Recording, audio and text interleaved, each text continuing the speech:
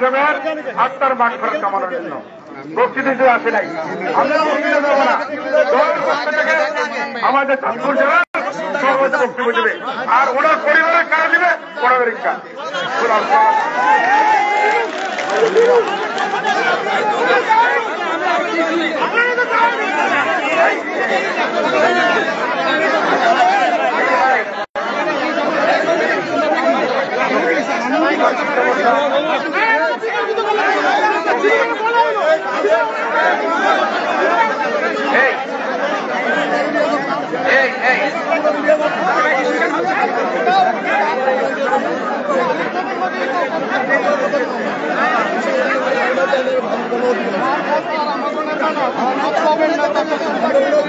বিসমিল্লাহির রহমানির রহিম।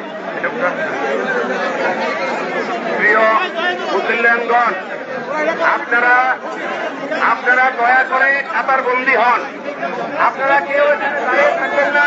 আপনাদের কাছে অনুরোধ, মুদ্রার সামনে রেখে মুদ্রার সামনে রেখে আমরা যেন কোনো কথাবার্তা বিতর্কে না জড়াই।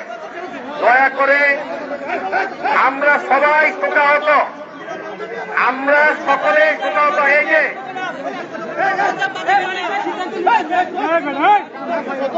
আমরা সকলে শোকাহত। আজকে আমাদের মাঝ থেকে হান্নান ভাই হারিয়ে গিয়েছে। আমরা ওনার জানাজা পড়ার জন্য এসেছি, ওনার রুহের মাগফিরাত কামনা করার জন্য এসেছি। দয়া করে শফিক, দেখো ভাই, এমনিতেই মন খারাপ কালকে থেকে ওনার কথা শুনে।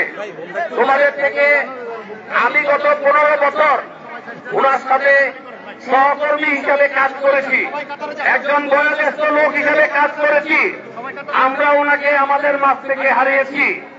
আমরা ওনার জন্য দোয়া করি, ওনার পরিবারের জন্য দোয়া করি। আপনারা সকলে কাতারবন্দি হন।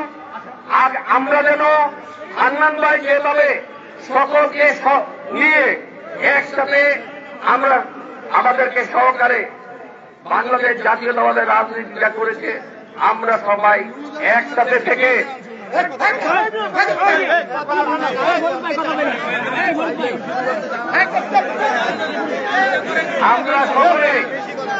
আমরা সকলে উনার রুহের মাগফিরাত কামনা করি।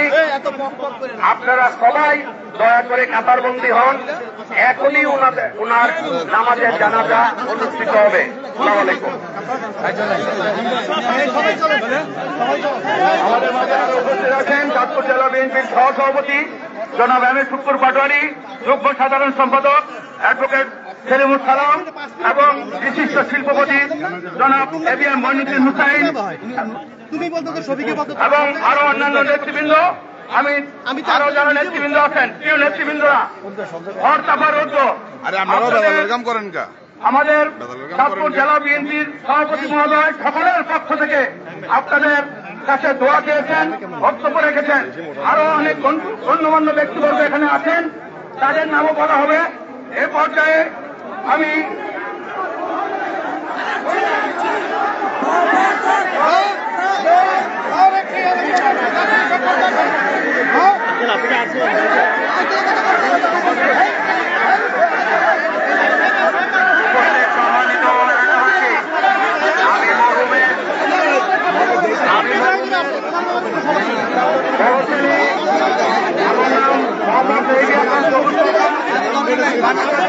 মানিক ভাইয়ের পরে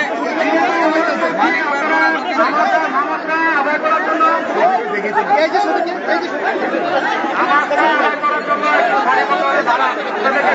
অনুরোধ করছি।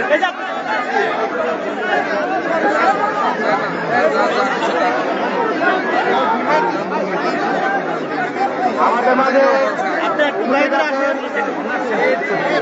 ওদিকে আগে ঠান্ডা করেন। জনাব তানভীর হোসেন